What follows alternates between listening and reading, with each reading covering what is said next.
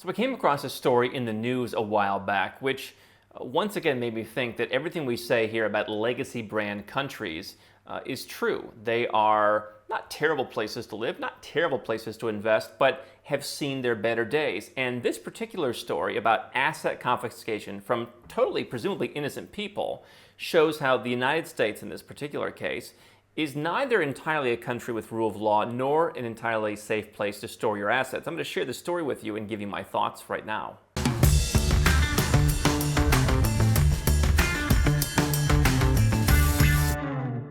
Hi, I'm Andrew Henderson. I'm the author of the book Nomad Capitalist and the founder of the company Nomad Capitalist, where we help 7- and 8-figure entrepreneurs and investors legally go where you're treated best.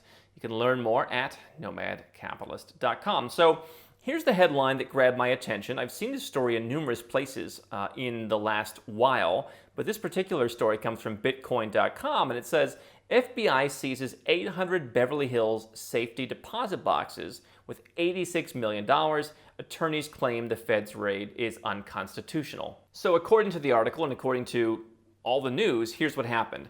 It says the FBI is under fire for alleged unconstitutional seizure of about 800 safety deposit boxes in Beverly Hills, California. According to reports, the FBI confiscated $86 million in cash, jewelry, thousands of gold and silver bars. Box holders and their lawyers are calling out federal law enforcement for lacking sufficient proof that the boxes held evidence of being tied to a specific crime. So basically what's happening is there was a brouhaha of sorts at this safety deposit box facility in Beverly Hills. It was not part of a bank. It's a private safety deposit box where you can go in without the scrutiny of a bank. You just rent a box the same way you rent a self-storage facility, the same way you rent whatever other place to privately store your stuff. And something with the facility or potentially with some of the box holders was unclear, and there's some money laundering allegation, and so the FBI said, okay, we want to go in and take over the facility. And so the subheadline says, abuse of power, lawyers believe the FBI seized people's life savings in an unconstitutional manner. Why is that? Well, that's because the FBI seized over 800 safe deposit boxes that were located there at the U.S. private vault store. Reports note that the FBI got an order from a California magistrate to seize the store's business equipment that was ostensibly tied to a money laundering case. Ostensibly. The order barred the searches of safety deposit boxes, according to LA Times reporter Michael Finnegan. But the FBI didn't follow that, or at least so it is alleged. They went in and actually opened up the safety deposit boxes, 800 boxes that were in the facility. There is $86 million in stuff. I never entirely understand how they add the value of this stuff up. It seems like they just kind of attach random values or inflated values or perhaps deflated values in some cases to this stuff. But according to the article, $86 million in stuff. Very simply, the order signed by U.S. Magistrate Steve Kim clearly says this warrant does not authorize a criminal search or seizure of the contents of the safety deposit boxes.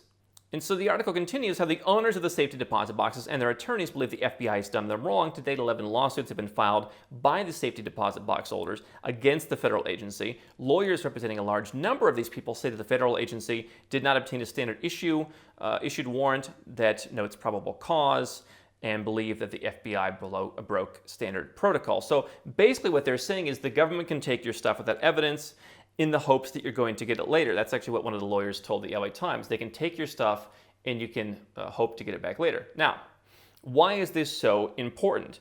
Because one of the things that we hear when we talk about legacy brand countries, and I'm not here just to pick on the US, there are a lot of Western legacy brand countries, and we call them legacy brand because they were once great, and they once did things that were they were held to the highest standards. They were the ideal standard. But like so many things, they have degraded over time. Like so many families that were once great, people did great things, started great companies, and eventually you end up with some trust fund kid 4 generations later.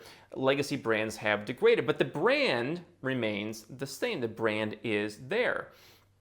And so how many people around the world are, especially from emerging countries that we talk about going to and trusting with part of your assets or investing in, how many people from those countries go to, for example, Beverly Hills? It's a commonly discussed place, well-known place, of course, one of the most well-known places in not only the US, but in the world. And so if someone's going to the United States from Asia, for example, they very well may fly to Los Angeles, and they very well may go, if they have the kind of stuff to store, to Beverly Hills, to a private vault facility like this. Perhaps they can't get a bank account, or they don't want to get a bank account, or they're not allowed under their country's rules to have a bank account, so they go to a private facility to store things like gold bars, a crypto ledger, whatever it may be.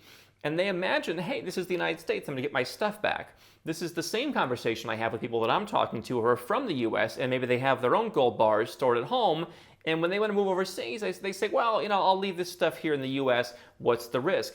At the same time that they're telling me, hey, I've got serious concerns about the direction in which the US is going. And so, quite frankly, I think you've seen a lot of people in the last year and a half wake up to just the direction that we've been talking about the Western world has been going for the last decade. We've been talking about it for the last decade. It's been slowly degrading for decades. And so the idea that you're going to go and put your stuff in a Beverly Hills safe deposit box, thinking, oh, it's totally safe, what could possibly happen? I'm not a criminal. Well, apparently you don't have to be a criminal for them to come and take your stuff. We've seen that in the US with civil forfeiture laws, where people just driving down the street with cash to buy something can have their cash seized. And then the government basically starts a lawsuit, the government versus $52,000 in U.S. currency. You've seen business owners who collect money in cash, like restaurants or food trucks, have their money confiscated. That may not apply to a 7 or 8 figure entrepreneur in many cases. You may not be carrying around cash to buy a car. You pay through some other means. But this is something that very well could apply to 7 and 8 figure entrepreneurs. And so, at a certain point, if you have millions of dollars in gold, you're probably not going to keep that in your home. You're probably not going to keep that even in multiple homes. If you're following my trifecta strategy of living all around the world, you're going to want to store those assets in some kind of vault. The reason I've said that I want my assets held outside of legacy brand countries, whether it's the US, Canada, the UK, even New Zealand. I'm a little bit less particular about New Zealand, but quite frankly, wouldn't store stuff there. All these Western countries, Five Eyes countries, whatever you want to call them, have demonstrated that when it really comes down to it, they don't have the level of rule of law that you think. And the word unconstitutional here says everything. So many people are clinging to the US Constitution as if that means that every politician must follow it, everyone in law enforcement must follow it, every judge must follow it. Well, in this case, perhaps the judge or the magistrate did, but the law enforcement didn't. And so what's the value of having a constitution? What's the value of having a rule of law and having this facade if it doesn't really exist all the time? That was the idea of the legacy brand countries was, hey, we don't do things selectively like those banana republics. You can trust us because we always follow our own rules. They make the rules, but now they can't even follow them. And so the judge said, hey, don't take these people's stuff. The government said, we'll take it and we'll make you sue us to come and get it back. Now, here's what I can tell you, having invested in some of those so-called banana republics over the years, the emerging world countries that people even here on this channel have made fun of me for. You know what I do? Every month or every quarter or every year, I get my dividend payment, I get my rent payment, I get whatever. I pay my tiny amount of property tax. I carry on with my life, very simply. It does not make a big impact in my life. Meanwhile, when I went through the process of owning and later selling 2 investment properties in the United States, it was a nightmare. It was so many different things to do. I got a letter once about how my grass was an inch too high and I was like a violation, criminal violation was splashed on the front. And then the lawyer's like, it's not even really a criminal violation. They just want to get your attention. And, that's what it's like investing in these kinds of countries. That's what it's like storing your assets in these kinds of countries. A lot of people are fed up with banks, for example, in legacy brand countries where they can't even access their own money. And now when you put your money outside of the bank, it can be hard to access because the government is no longer following its own laws. It's no longer even enforcing its own constitution. So if you are hanging around, you and or your money, in a country like the United States because you believe that the Constitution is infallible and that will protect you no matter what, realize it's only as infallible as the people who are there defending it. The government has no interest in defending it when they can take $86 million in stuff and hope to keep it without a fight, knowing that they have unlimited resources and you, even if you're the kind of person with gold and silver bars stored in Beverly Hills, probably doesn't. It's hard to fight the US government in that regard in a fair way. So understand, you can go to Singapore. You can go to Hong Kong. People say, oh, Hong Kong is China. People like Steve Wynn have said, at least China is more predictable than the United States. Very interesting statement from communist China, right, to the United States. And there are people in business saying, I'll trust China. So you can put your assets in some of those places. You can put your assets in up-and-coming places like Panama. I haven't really found a lot of great vaults in this particular case in Panama, but you can put your assets in these kinds of countries, and perhaps they'll be more safe in countries that have more of what I call soft freedom, rather than these countries who claim to have freedom, wave the flag, and then go and violate it on a daily basis. So people ask, Andrew, how do I get the most out of Nomad Capitalist? How do I begin my Nomad Capitalist journey? The first thing people do is they start right where you're at. They watch YouTube, they listen to podcasts, they read articles at nomadcapitalist.com. We've spent years creating thousands of pieces of free content so that you can get the vibe from someone who's actually done this, from someone who's actually been in your shoes. What they'll do next, they'll get a copy of the book. You can find it on Amazon. It costs a few bucks, and while it's not going to give you all the secrets, it's going to, again, give you more of the vibe. You're going to learn a lot of the things that I've learned.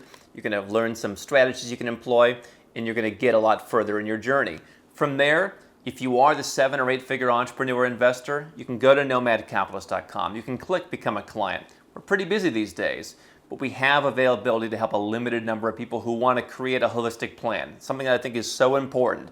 So if you want to do that, go to nomadcapitalist.com, click Become a Client, learn more about how it works and how we can help you.